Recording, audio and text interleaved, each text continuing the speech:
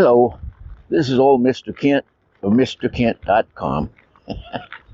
And today's story is going to be one that I kind of enjoy telling. So stand by. By the way, I'm 82 and I've been making my life story. And at the end of this video, you'll see a link where you can click on the life story and catch up on all the videos I've made so far. Quite a few, so as I get older. Anyway, so this the subject of this story is going to take place in let me see, it would have been 1982, but we have to go back to when I was in high school, the summer before my senior year. I didn't have anything to do all summer, there wasn't any jobs available, so I spent most of my time sitting on the back porch of my folks' house. And one day I was sitting there and I looked out, there was some woods across the fence from our house, and there was this limb that came out of this tree and came out sideways and went straight up. And I thought, wow, you guy could cut that off and make a cane, which is what I did because I didn't have anything else to do. So I cut it off, trimmed it up, carved all of the bark off, and I think I put shellac or whatever they had there at my house, my folks' house, and made a cane. Had no use for it, but for some reason over the years, I never got rid of it. I just hung on to it. You know, it took me a couple hours to make it anyway, so I just hung on to it, and so keep that in mind, okay? Now then. Let's jump back up to 1982. We had two little children, and then we had a teenage daughter from my wife's first marriage that was living with us. And it was summertime. I don't know. I don't know if it was June or not, but anyway, I think it was about that time. And we were going to go to the ocean. We lived in Pasco, Washington. We were going to go to the ocean to camp. And just drive over in the car and camp. And I had my Harley, but the teenage daughter, she didn't really want to go camping. So my wife's folks lived in Lewiston, Idaho, which was about 100 miles away. And so she thought she'd like to stay with Grandma and Grandpa while we went. So halfway between Lewiston, Idaho and Pasco, Washington, there's a little town called Dayton, Washington. And so we agreed to meet Grandma and Grandpa there. And I took my Harley and put the daughter on the back, and we headed to Dayton. I also had a friend named Tom who had a Harley, and he went along. He just liked to hang out and go with us when we went for rides, and so he came along. And we visited for a few minutes in Dayton, and then hopped on the bikes and came back. Well, you have to go through Walla Walla, traveling between Pasco and Dayton. And so, and they were building freeways back then. They didn't have them all done. So as you headed towards Pasco, as you came by Walla Walla, it was 4-lane. And then once you got past Walla Walla, it turned into 2-lane. And so we're going along. Pardon me. We're going along, and there's this guy ahead of us, and the road is narrowing down from 4-lane to 2-lane. And so, construction going on there. And so, there was this guy going in front of us, and got down to 2-lane, and he had just a regular car, and he was slowing down, and so speed limit back then was 55, I think. And so it got down to about 40 miles an hour, and he was slowing down. So I thought he wasn't signaling or anything. So I thought, well, I'll just pass him. So I goosed it with the Harley. And as I was coming around his left side, all of a sudden he put his brakes on and turned really sharp. And I have 3 pictures in my mind that I remember of that. First picture is looking down and seeing the wheel well of his car and his tire turned, and my body and motorcycle up against it flat. Then there's another picture of, looks like we got a barking dog up here. There's another picture of sky ground, which is what happens when you tumble. All right, we're going to turn around and go the other way here. Get out of the dog. This is just one long straight road anyway. And so sky ground. And then the third picture is opening my eyes and seeing a bunch of little rocks about an inch or two from my face. So what happened was, my buddy, Tom, he was riding on the right side of the lane like you're supposed to, and so he saw everything that happened. He went around the car, and what happened was I started tumbling, and he said, I looked like a ball rolling down the road, except that my right leg was out going all kinds of which ways. And so he then he said I went between two steel mailbox posts, right between them, without hitting either one of them. And then I kept tumbling until I came to a power pole and went head first into the power pole. And I wish I would have kept that helmet, because the top of the helmet was just covered with creosote. So what happened was, as soon as I hit that pole, first of all, the sky ground was me tumbling. And then when I hit that pole, it knocked me out cold and threw me over to the side. And so I opened my eyes, and I saw all those rocks. And so then naturally,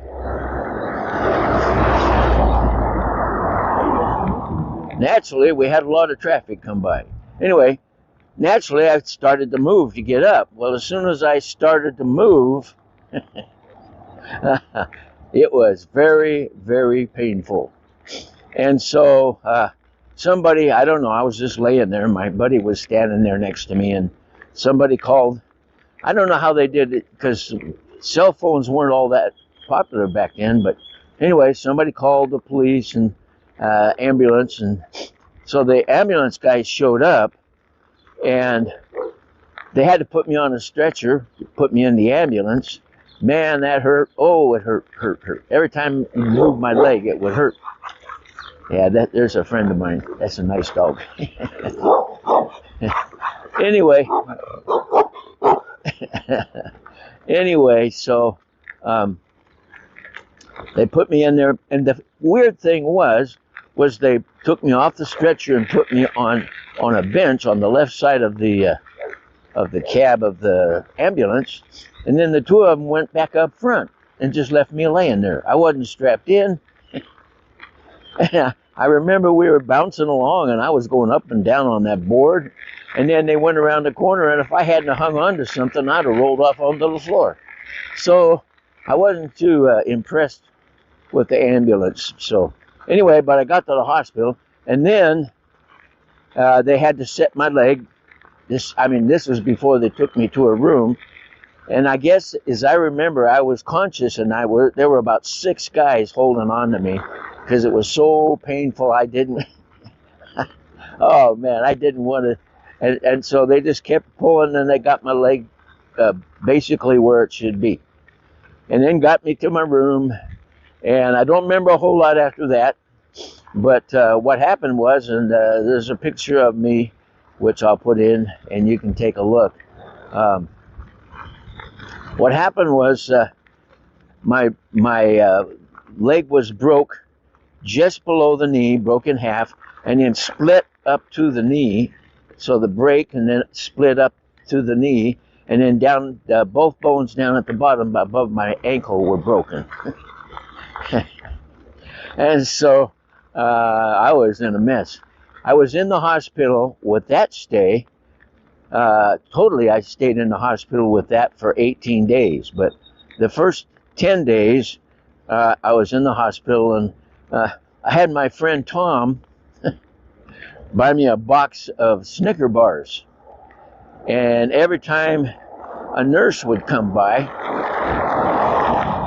I'd give them a Snicker bar. I had to go through 2 boxes because they told me later that nurses were coming from on the next floor coming down to get a Snicker bar. So anyway, I was in a good mood because I was on drugs, you know. Anyway, so I'm going to turn around here, go back the other way. I thought I'd be able to go all the way down this road, but didn't turn out. So anyway, I was in there, and the thing is my body was so traumatized that everything quit working, if you can imagine, okay? I got a tractor coming by now, so we'll let him get by.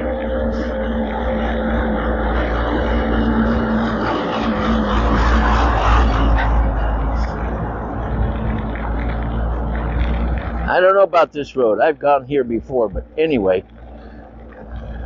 So, when it came, they were, you know, but like halfway through the week, or anyways, 6-7 days, they said, we got to get you up and start walking you around. And so they slid me over to the side of the bed. You know, there was a big old cast on my leg. And as soon as I stood up, man, it was painful because I'd been laying and I've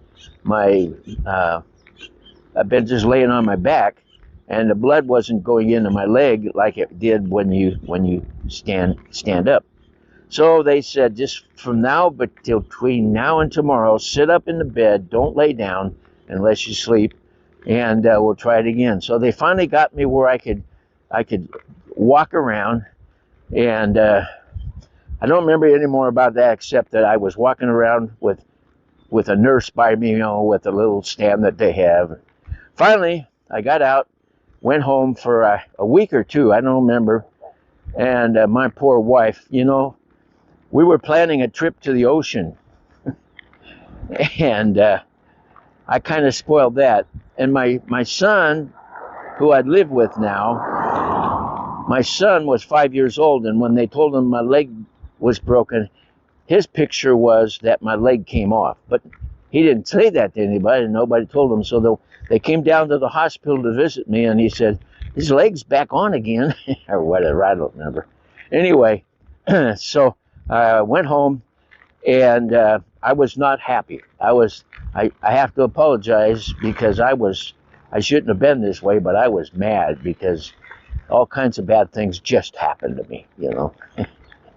Anyway, and then I went back to the hospital, and they did some more setting and readjusting.